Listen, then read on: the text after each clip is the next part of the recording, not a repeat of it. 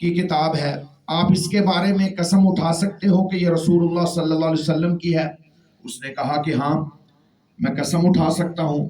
پھر آپ نے فرمایا کہ اے بادشاہ سلامت، میں بھی قسم اٹھا سکتا ہوں کہ یہ قرآن اللہ کی کتاب ہے اور اس کا ایک ایک حرف اللہ کی طرف سے ہے، منزل من اللہ ہے۔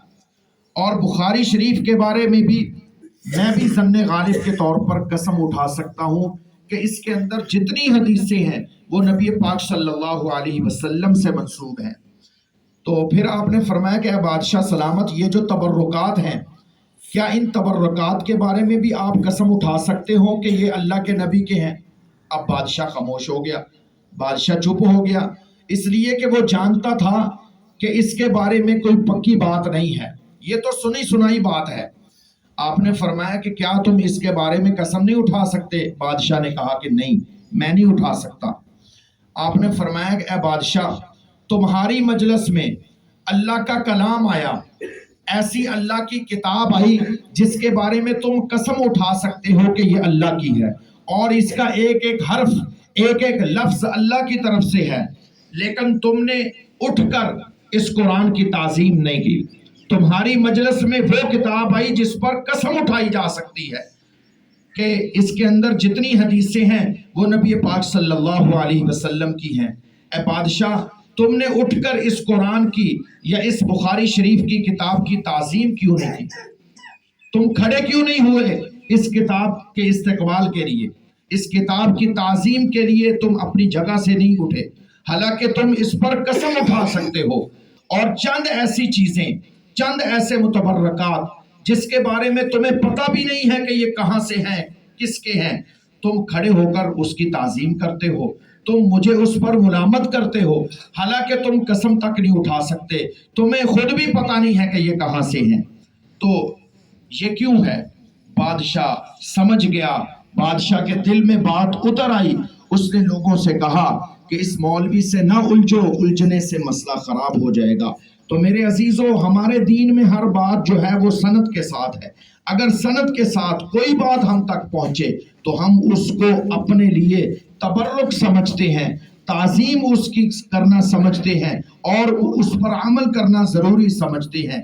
ایسے ہی بغیر پتہ ہونے کے ہم اس کے ساتھ وہی سلوک شروع کر دیں جو ایک اللہ کی کتاب کا ہے، ہم اللہ کی کتاب جیسا اس کو درجہ دینا شروع کر دیں، یہ ایک قسم کی جہالت ہوتی ہے۔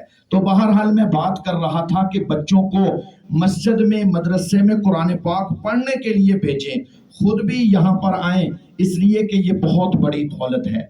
اس دولت کا اندازہ ہمیں آخرت میں پتہ چلے گا، اس دولت کا اندازہ ہمیں اس وقت پتہ چلے گا جب ہم اس زمین سے چند گز نیچے چلے جائیں گے، کیونکہ ہر چیز کی ایک مارکیٹ ہوتی ہے۔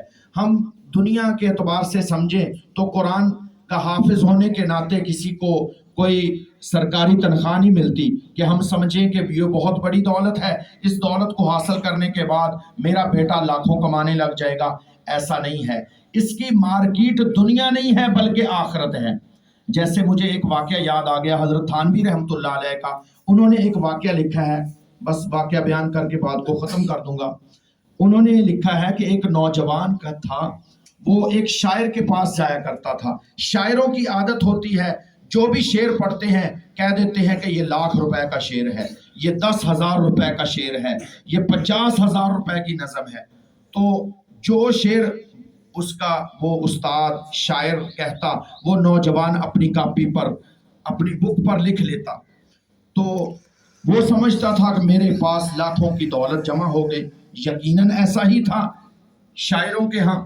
تو ایک دن اس کی والدہ نے کہا کہ بیٹا کیوں اپنی زندگی ضائع کر رہے ہو، نہ کچھ کام کرتے ہو، نہ کچھ کماتے ہو، نہ ہمیں کچھ لا کے دیتے ہو، ایسے ہی اپنے آپ کو برباد کر رہے ہو۔ اس نوجوان نے والدہ سے کہا، اے اماں، میرے پاس تو لاکھوں روپے کے شعر موجود ہیں، ہزاروں روپے کی نظمیں میرے پاس، غزلیں میرے پاس موجود ہیں، آپ کیسے کہہ سکتی ہیں کہ میں ایک غریب ہوں یا میں فارغ ہوں، میں ویلا بیٹھا ہوں، میں تو بہت بڑا دولت مند شخص ہوں۔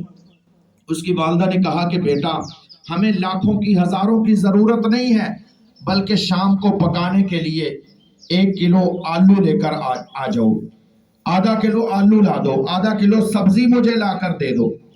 تو وہ نوجوان، وہ لڑکا سبز منڈی میں گیا اور کہنے لگا دکاندار سے کہ میں تمہیں 1,00,000 روپے کے یا 1,000 روپے کے شعر سناتا ہوں، تم مجھے 1 کلو آلو دے دو۔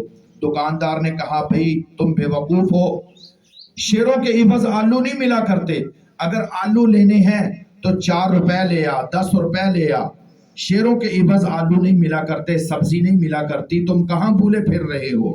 اس نے سمجھا کہ شاید یہ دکاندار جاہل ہے، شاید اس کو پتہ نہیں ہے۔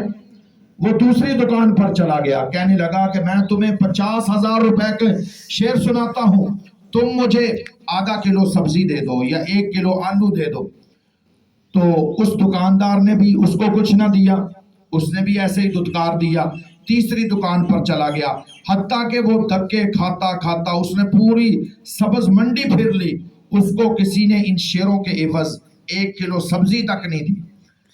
وہ گیا اپنے استاد کے پاس، اپنی کاپی اٹھائی اور استاد کے قدموں میں دے ماری کہ آپ نے میرے ساتھ دھوکہ کیا ہے، آپ نے تو کہا تھا کہ یہ 1,000 روپے کے شعر ہیں، یہ 50,000 روپے کی نظم ہے، اس کے عوض تو دکاندار ½ کلو آلو دینے کے لیے مجھے تیار نہیں ہے۔ تو اس نے کہا، استاد نے کہا کہ بیٹا تم کہاں گئے تھے اس کو بیچنے کے لیے؟ اس نے کہا میں سبز منڈی گیا تھا۔ استاد نے کہا کہ بیٹا یہ سبز منڈی بیچنے کی چیز نہیں ہے، ہر چیز کی ایک مارکیٹ ہوتی ہے، وہاں پر اس کی قیمت لگتی ہے۔ تم ایسا کرنا، کل بادشاہ کے دربار میں مشاعرہ ہوگا، میری فلاں نظم جس کے بارے میں میں نے کہا تھا کہ یہ 1,00,000 روپے کی ہے، وہاں جا کر پڑھنا، پھر تمہیں پتہ چلے گا۔ چنانچہ وہی نوجوان بادشاہ کے دربار میں جاتا ہے، اس مشاعرے میں شریک ہوتا ہے اور وہی نظم پڑھتا ہے، بادشاہ اس کو 1,00,000 روپے انعام دیتا ہے۔